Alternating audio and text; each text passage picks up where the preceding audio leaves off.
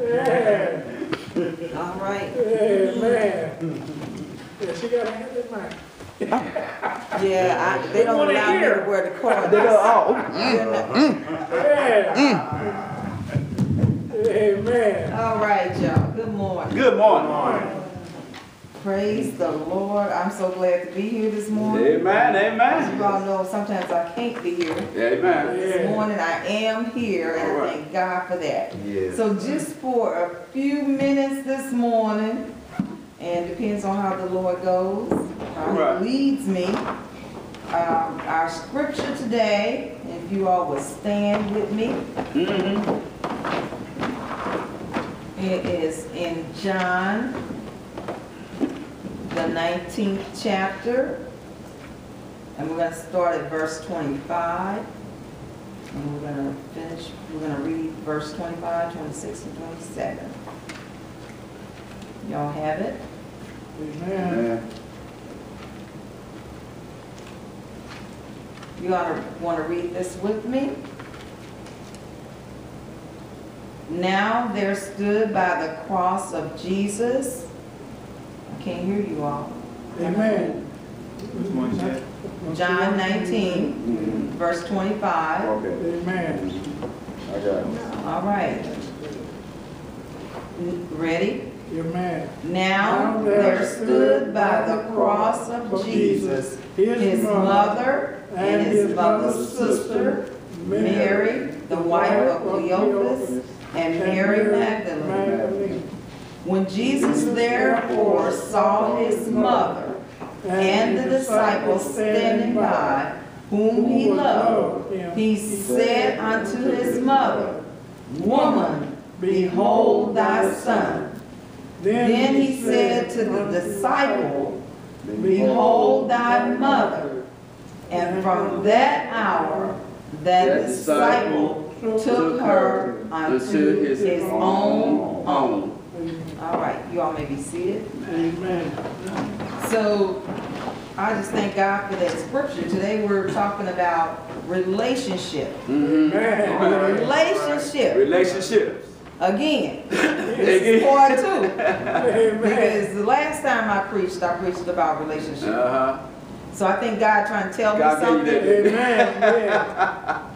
Yeah. And as he tells me, as a minister, I have to tell you. Amen. Amen. Amen. So you all pray with me. Amen. Father God, as we go into your word this morning, we want to thank you in the name of Jesus that this message will give us some insight into relationships that we never saw before, and that we may take this word and live it out in our lives. Yes, Lord. That we may have a closer, more intimate relationship with you and with Jesus, and then a more intimate relationship with our own neighbors and our own family. Yes, Lord. Because, Father, we know that you sent your son Jesus because you wanted a relationship with us. Yes. So we Amen. thank you this Thank morning, you, Lord. Father. We thank you this morning that you sent Jesus because you loved us so much. So in Jesus' name we pray, amen. Amen. Amen. How many of you know that Jesus came down to earth because God wanted to have a relationship with man? Come on now. Come on now. Back Amen. in Genesis, in the 3rd chapter, says that after Adam and Eve had sinned, they hid themselves.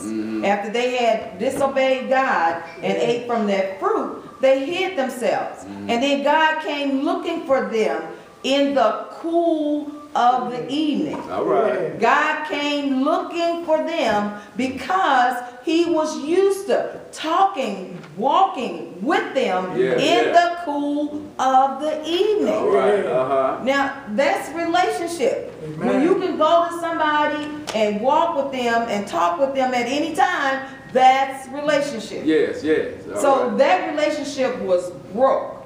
Adam broke that relationship.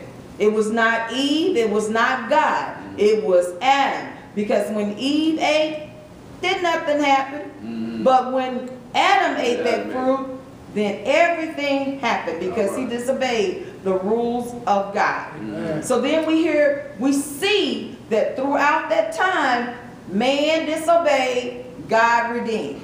Man disobeyed, God redeemed. They had the animals, the sacrifices.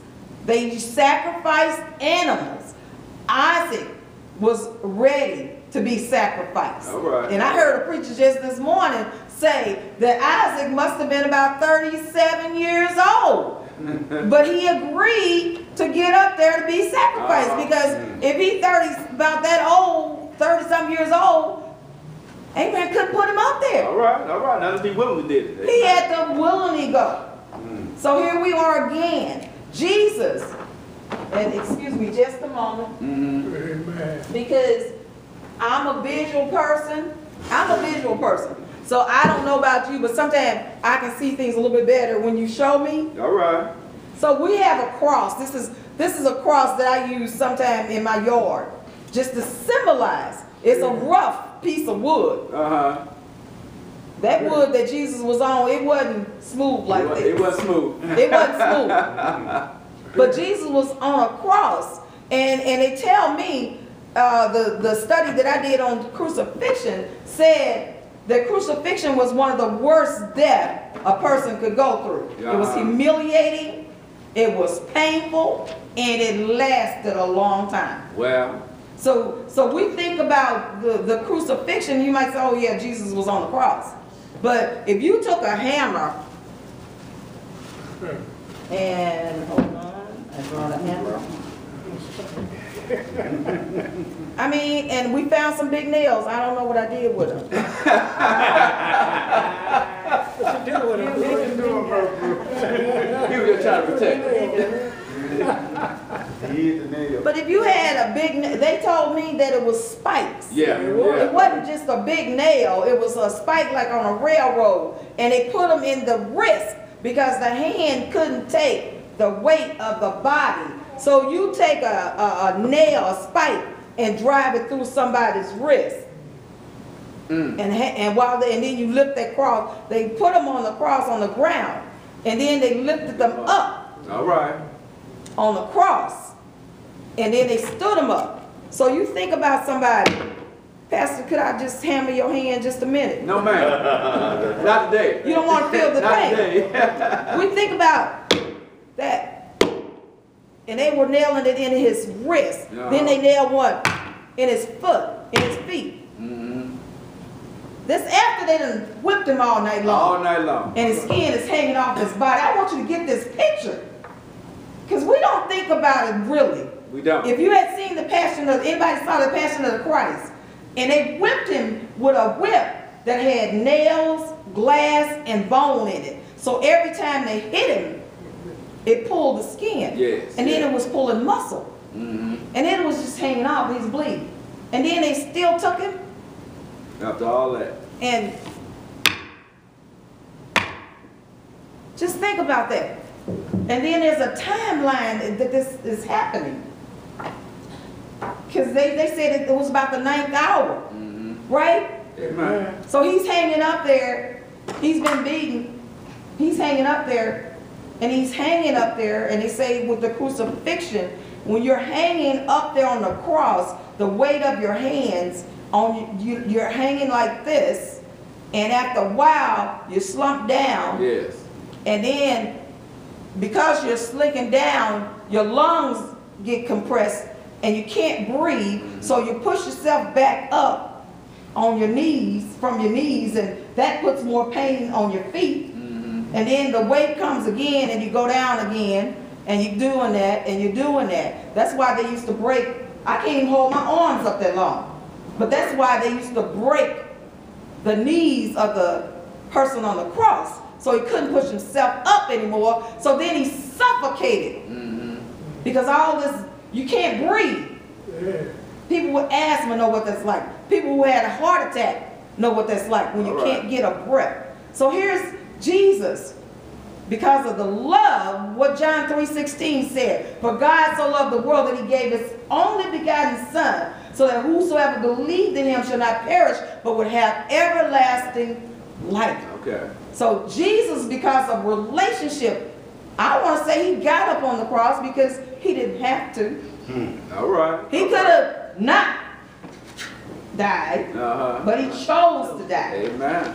And we think about that, if we think about the relationship that Jesus had with his Father, he said so many times that I am here to do the will of my Father. All right. When you see me, you are seeing the Father. Wow. That's relationship. He didn't do it because he wanted to, but he did it because he was obeying his Father. Now, we see that there were 3 Marys.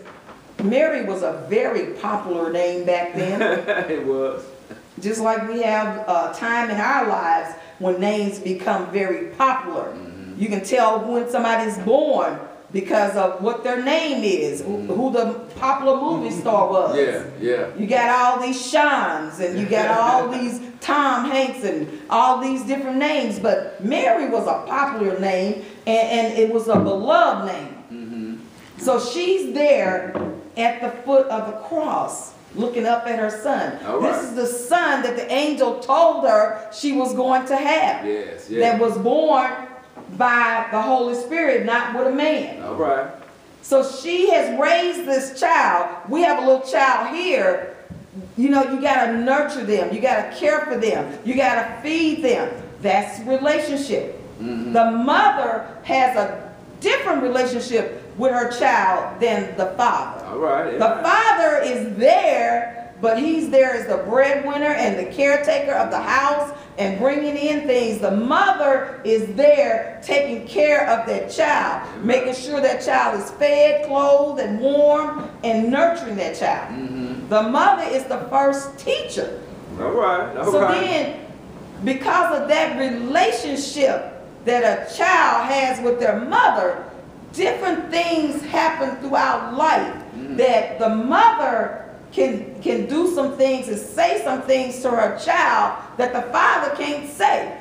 Sometimes the father has a rough voice and they raise their voice and that child will immediately cry and go hide. The mother can say things to that child and they don't pay him no attention. And then I heard Sister Mitchell say this morning, she don't have to whoop little Brendan. All she got to do is just raise her voice. He know something different is going on because they developed a relationship. Once we develop a relationship with people, they know when things are going on. They know when things are wrong. So this is what we need to do. Develop relationships with people, and inside our church, outside of our church, in our families, we have different relationships. All right. Yes, we do. Now, as Jesus was growing, we don't see much of his life at different times. From the time he's born, then it skips to the time he's about 12 years old. Luke 2, verse 40 to 52, and Luke 2 and 34. He went to the temple at 12 years old. And then Mary and Joseph and the other people were going back, and Jesus was still at the temple. They didn't notice he was gone until about a day's journey. So that tells me that Jesus was probably quiet, because if he was like some kids, if you don't hear him, you know they miss him. You gonna worry when you don't hear. If your child is in another room, you don't hear no noise, you going to see what's going on. Because when they get quiet, it's usually something happening that shouldn't be happening. So Jesus knows who he is.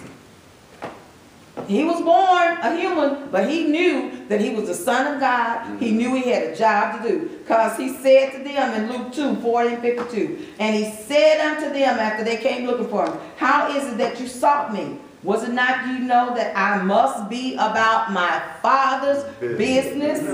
He knew who he was and what he was supposed to be doing. All right. Preach. Because of relationship. He continually had that relationship with the Father, even though he was here on earth. So he's giving us an example that just because God is in heaven, it don't mean we can't have